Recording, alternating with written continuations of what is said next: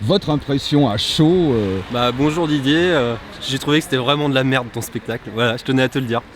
Merci. Je vous en prie. En plus, il n'ose pas dire son prénom, il a peur des représailles. Et madame, vous êtes sûrement avec le monsieur. Oui, non, j'ai beaucoup aimé. C'est vrai? Oui, mais... Vous voulez sauver sa vie, c'est pour ça que vous me dites exactement. Enfin, je venais ici en connaissant un peu le personnage, donc je m'attendais effectivement à ce que ce soit assez fort. Et c'est vraiment très très violent, il a honte de rien et il y va quoi. Et donc c'est ça qui est vraiment très drôle.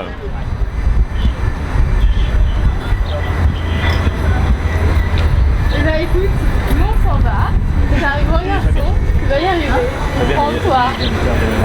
Voilà. Et puis on prend de la bière demain pour te récompenser. C'est ça. On a des très très un saucisson. Au pire, tu m'enverras un petit De toute message. façon, si tu y arrives pas, on verra en VF. Moi je m'appelle Camille, je suis à la billetterie depuis octobre au théâtre. Et normalement je devrais finir cette année et reprendre l'année prochaine. On est fermé l'été. D'accord, vous m'avez dit que c'est un théâtre à l'italienne parce que je voyais plutôt C'est du Jules ça. Verne avec ce métal. Alors Non, c'est non, vous quoi un allez théâtre voir à à l'italienne? l'intérieur, ça va être du velours rouge avec un peu de marbre, du doré, voilà. On aime bien les pièces de théâtre ici. Ouais. Oui. D'accord. Ok, merci. Il n'y a pas de problème, bonne journée. Bonne journée. Ah, voilà. Est-ce que ça vous dérange si...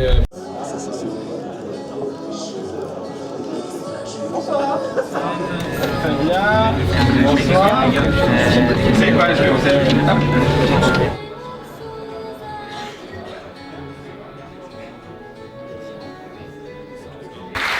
Qu'est-ce que ça vous dit? On finit en chantant une chanson tous ensemble!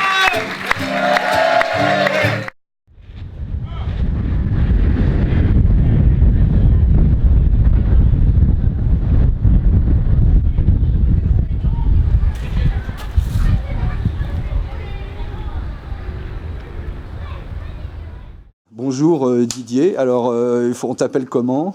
On verra selon le niveau des questions si je suis obligé de faire le personnage ou pas. Pour l'instant, je suis dans l'entre-deux. Ouais, donc c'est Olivier. J'ai un pied dans chaque. Là, je sais pas encore. D'accord.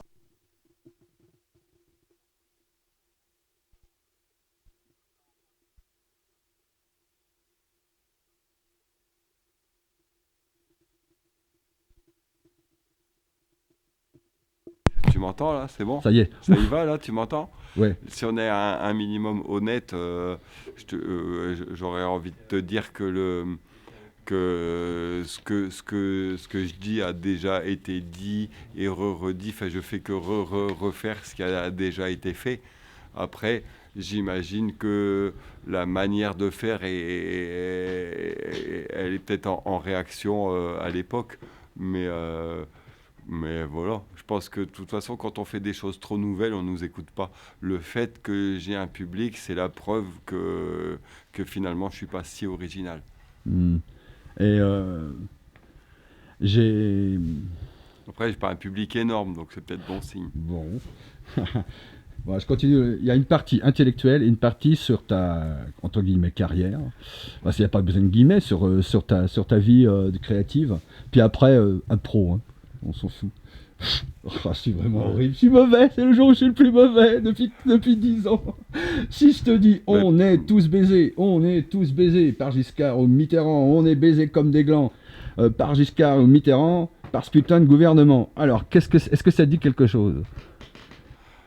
Toi, tu es en train de faire une allusion à ce mouvement de gilets jaunes qui, comme tout le monde le sait, ne sert à rien, sauf que s'il s'arrête, on l'a encore plus dans le cul. Et voilà. Et voilà.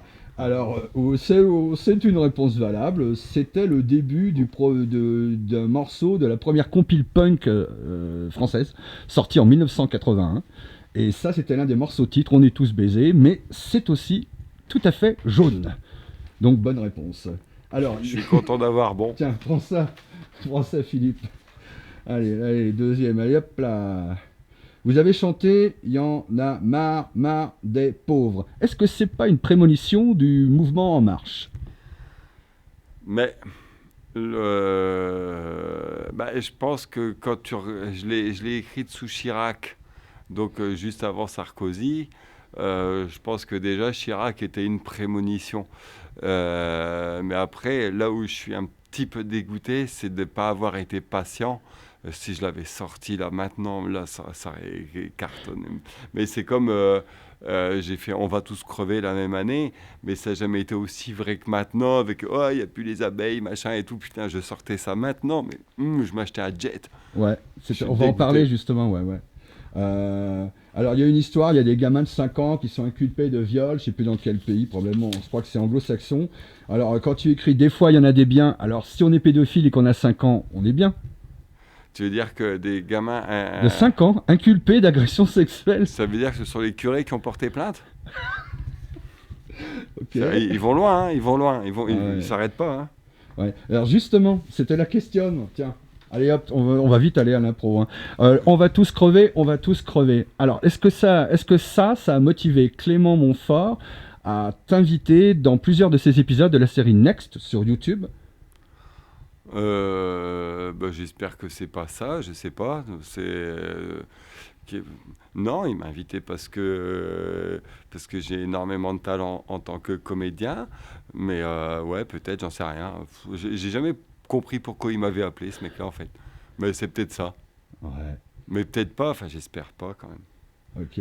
Alors, hasard ou nécessité, comment est venu tout d'un coup, un jour, l'écriture, ton type d'écriture?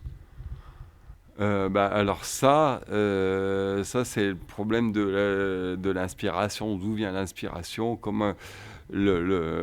Alors, j'ai des copains qui sont persuadés que parce que eux ils croient aux extraterrestres. Alors, j'ai un copain, il est musicien, il est persuadé que c'est les extraterrestres directement qui lui insufflent les phrases musicales qu'il écrit. Moi, je le trouve un petit peu vaniteux. Moi, c'est le cosmos qui me commande. On peut pas dire qu'en tant qu'artiste, je sois le plus gâté par le cosmos. J'aurais préféré écrire d'autres trucs. Ouais, parce que dans le cosmos, c'est très peuplé, c'est peut-être un trou noir qui te donne des idées, c'est-à-dire dans le non, comment dire, c'est tout ce qui est bienséant, en fait, tu casses, et je me suis dit, tiens, t'as peut-être eu des parents de droite, ou t'as peut-être eu des parents conservateurs, ou... En tout cas, techniquement, on n'a pas les moyens d'aller dans le cosmos pour aller vérifier d'où vient le problème de branchement, quoi. Ok. Ouais. Tiens, en fait, ça roule, là, je commence à... Waouh. Ça va, tu redescends? Ouais. Alors, on va apprendre... En fait, tu as fait une carte par question comme au Trivial Poursuite. Tu sais, d'habitude, j'improvise mes questions avec un truc à l'arrache, je les fais avec des scientifiques, des chercheurs. Mais je sais pas pour toi, tu vois, il fallait que j'écrive des trucs et que je suive mes petites fiches. Et encore, je saute des trucs. Hein. Alors là, c'est le spectacle Ta vie sera plus moche que la mienne, que tu joues, qui a été créé en 2013, tu le joues à Nantes. J'ai assisté à ton spectacle hier. Alors, on est des sous-bretons, c'est peut-être pour ça qu'on n'a pas le droit à ton dernier spectacle que tu as créé en 2019. Est-ce que c'est parce qu'on est nantais ou bien tu le gardes en surprise, celui de 2019? Celui de 2019, j'arrive pas encore à bien le faire, il est difficile. Du coup, moi, si je trouve encore des bleds où je peux jouer mon ancien spectacle qui est plus facile à faire, sachant qu'au final, je ferai le même cachet, je vais pas me fatiguer non plus. Ouais. Et puis bon, voilà, on peut pas dire que je joue pour l'élite intellectuelle du pays. Voilà, ça marche, le client est content, il applaudit, il se casse, voilà. Ouais. De toute façon, tu as vu dans quel état le pays est avec l'élite intellectuelle, donc franchement... ok. De toute façon, est-ce qu'il faudrait donner une fessée aux gens qui remplissent votre fiche Wikipédia avec des trucs qui sont pas encore arrivés, puisque ton spectacle est marqué dessus, celui de 2019? Marqué dessus, sur Wikipédia, comme si c'était en train de rouler. C'est normal, on l'a il déjà est au joué. Point alors? Il y en a, non, franchement, il n'est pas au point du tout. Ok. Mais c'est pareil, c'est bien. C'est la preuve que ma carrière commence à prendre un virage positif vis-à-vis de ce qui est une carrière pour ma mère. C'est que le spectacle, franchement, il n'est pas fini, mais le client est déjà content. C'est-à-dire qu'on va se retrouver comme dans les scènes nationales, les théâtres subventionnés, à faire de la merde devant un public qui sera de toute façon acquis d'avance et qui il sera incapable de voir que ce qui vient de se passer était un foutage de gueule. Je dirais un floutage de gueule. Peut-être qu'on n'a pas les bonnes lunettes. Peut-être du floutage de gueule, ouais, mais... Ouais, enfin, si t'as envie de faire des jeux de mots, franchement, mais... Non, c'est vrai, pas de jeu de mots. Le Moi, professeur Choron disait pas de jeu de mots, sinon t'es un connard. Donc pas de jeu de mots, je retire. Mais non, mais après, c'est parce que Raymond DeVos est mort. Sinon, je t'aurais dit... voilà, quoi. Ouais, va chier, quoi. Non, mais va interviewer Raymond DeVos, mais il est mort. Bien, alors ce dernier spectacle, ta vie sera plus moche que la mienne. Je me suis demandé, ben ça c'est de la collapsologie, c'est du Pablo Servigne, c'est l'effondrement. C'est-à-dire que nous qui sommes au-delà de 35 ans, 40 ans, notre vie va être meilleure que ceux qui viennent là. Donc en fait, le titre, je l'ai trouvé en 2013. Et Pablo Servigne, j'ai connu ça en 2015. Et je me suis dit, mais encore un titre que j'ai écrit trop tôt. Et par contre, je pense que se dire que notre vie à nous va être, aura été finalement plus belle que celle des gosses qui arrivent, je pense que c'est parce qu'à l'époque, on croyait que allez, ça allait commencer à être un petit peu chaud en 2050. Mais Servigne, il dit non, pas 2050, il dit maintenant. Et ça m'arrange pas trop. D'accord. Il faudrait que j'en parle, mais voir s'il peut faire un truc. Mais c'est devenu un pote Non. Bon, ok. C'est pas parce que je suis d'accord avec lui que je vais en faire un pote. Oui, c'est vrai. Parce que peut-être il va écrire un truc que je serais pas d'accord avec, et du coup c'est un pote, t'es emmerdé. Que si c'est pas un pote, bah... Ouais. Est-ce qu'on survit à tes spectacles? C'est-à-dire que ton public est quand même acquis, donc on survit, on grandit même. Là, il y a même des gens qui reviennent. Ça, c'est une règle marketing. Un client content est un client qui revient. Ça veut dire qu'en termes de déontologie artistique, je suis un petit peu galvaudé. J'arrive plus à décevoir comme avant. Mais attention, je travaille, hein, je désespère pas. Ouais, on va y arriver. Parce que c'est vrai que c'est pas facile. Alors, tu annonces ça comme un spectacle pour enfants, pour adultes et Non, à la base, c'est un spectacle pour gosses. Mais le truc, c'est que j'ai fait ça en 2013 avec une production qui s'appelait 20h40 Productions. Et le mec, il m'a dit, mais moi, si je te laisse jouer ça devant des gosses, je vais en tôle. Et puis en fait, il n'a pas fait long feu dans le circuit. Et puis du coup, je me démerde. Moi, j'ai fait un spectacle. Qu'est-ce que je fais? Je le joue. Ok. Je vais pas réécrire un spectacle parce que le producteur, il veut pas le produire. Non, je le joue. Et puis... tu joues ailleurs que dans la région nantaise? Je fais que ça, jouer ailleurs qu'à Nantes. Ah ouais. Je sais, je savais pas. Ah non, mais même je peux... Bon, après, voilà, il n'y a pas de raison. C'est pas parce que la Bretagne n'a pas voulu de vous que vous n'avez pas droit à un minimum de culture de qualité. C'est pour ça qu'on vient. D'ailleurs, c'est des sacrés cons, les Bretons, parce que le fait de dire, ouais, tu vois, les Rennais, ils disent, ouais, Nantes, c'est pas la Bretagne. Putain, c'est quand même une idée de la France. Alors, les Bretons qui disent, les Nantais sont pas Bretons, c'est juste des putains de collabos francophiles, quoi. Non, mais faudrait qu'ils s'en rendent compte un petit peu, tous les consanguins du Finistère et compagnie, là. Ouais. Pêcheurs. Ouais. Alors un mot du spectacle, ça c'est la règle, mais la règle, bon. Alors c'est Youpi le clown qui trouve un certain Ludovic, chômeur, et... non, c'est Youpi le clown qui est le conteur, on est bien d'accord. T'es sûr que tu veux parler du spectacle? T'as pas l'air Non, d'avoir le niveau. non, on va le faire, je suis pas au niveau, ouais, on va faire vite. Youpi le clown, quoi, qui est le conteur. On s'en fout de Youpi le clown, c'est un chômeur. C'est Ah, mais c'est le même que Ludovic le chômeur, en fait. C'est moi, en fait, je suis déguisé. Tu m'as pas reconnu? Ah, mais ouais. Non, mais je suis trop bien déguisé. D'accord. J'aime bien me déguiser, j'aime bien mettre les déguisements. D'accord, c'est un type qui est au chaume du, et finalement une espèce de fée, voilà, il a une fée, et plus il essaye d'exaucer des vœux, plus il prend des décisions avec ce que la fée lui permet de faire, je divulgue rien, plus en fait ça devient de plus en plus catastrophique. Est-ce qu'il y a quelque chose là-dedans de pessimiste sur l'action humaine? Je suis en train de me dire, mais parce que je cherchais un vendeur pour ce spectacle, tu voudrais pas être mon vendeur? Je suis d'accord. Je sais bien vendre les choses, parce que je fabrique mes trucs, je les vends. Journaux, bouquins, tout en auto-édition, il n'y a rien à la BU nationale, il n'y a rien dans les... Et mes petits films et mes docus en salle, ouais. Ah, je peux te vendre ton truc. Je te vois bien dans la diffusion du spectacle. Qui se croit que je peux être commercial. Ouais. Non, mais ouais. C'est parce que je suis filou. Ouais. Mais ouais, je me suis foutu de ta gueule, c'est pas bien. Mais non, c'est pas grave, je savais bien que c'était Ouais. du floutage de gueule. Mais Je refais le jeu de mots c'est qu'il faut pas l'occasion faire. de ne pas répondre à ta question parce qu'elle est trop philosophique. Ouais, parce qu'à un moment, tu dis aux chômeurs, suicide-toi, suicide-toi. Tiens, pour une fois qu'on nous le dit. Parce qu'officiellement, je suis chômeur aussi. Il y a aussi... On a le droit de le dire aux chômeurs, mais pas à la police. Ouais. Alors que je crois que la police se suicide plus que les chômeurs finalement. Tu vois, on vit une société assez paradoxale. C'est vrai. Ouais.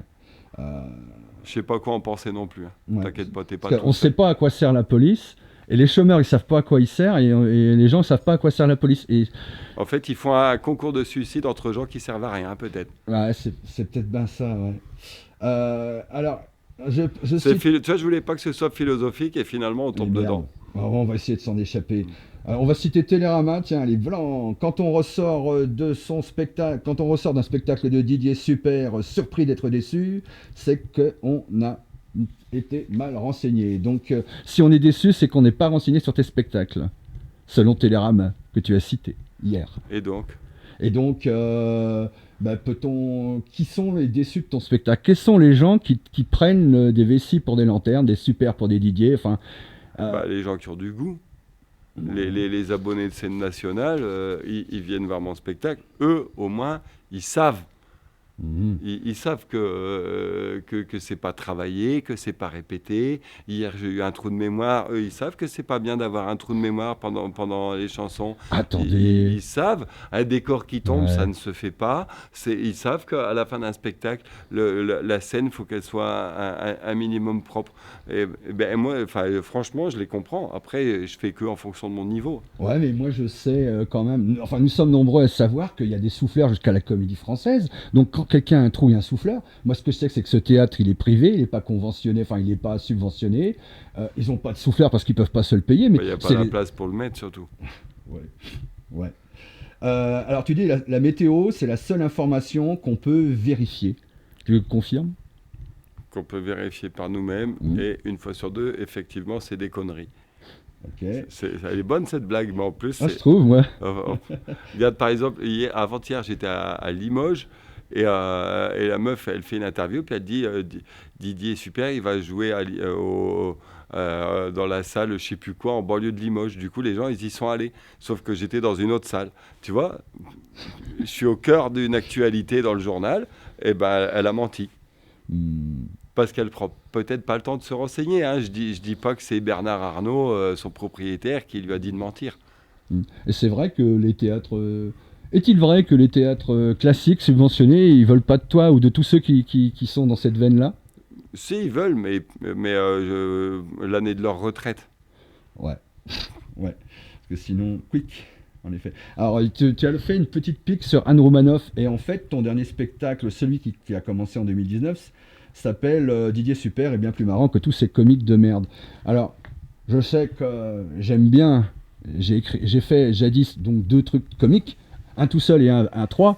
Et c'est vrai qu'on a... Est-ce qu'on n'a pas...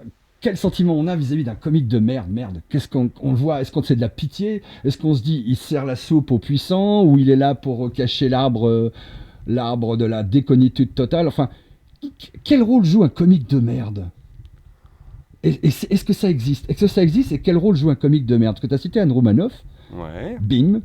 Bon, voilà, qu'elle pense citer des congrès. Quel rôle il joue, je sais pas, mais en tout cas, en les regardant, je me dis tout simplement, je vais les défoncer. Parce qu'un comique de merde, c'est ceux qui se moquent des domestiques, du Scrabble, des adolescentes issues des banlieues verticales. En fait, c'est toute la différence entre artiste et vedette. Artiste, c'est le canal entre le cosmos et le public, alors que vedette, c'est le même canal, sauf que c'est entre le public et l'industrie. Du coup, c'est pas la même source d'inspiration, et surtout la vedette, on lui dit, regarde, t'as le cadre, tu vois le cadre? Voilà, dedans, tu fais tout ce que tu veux.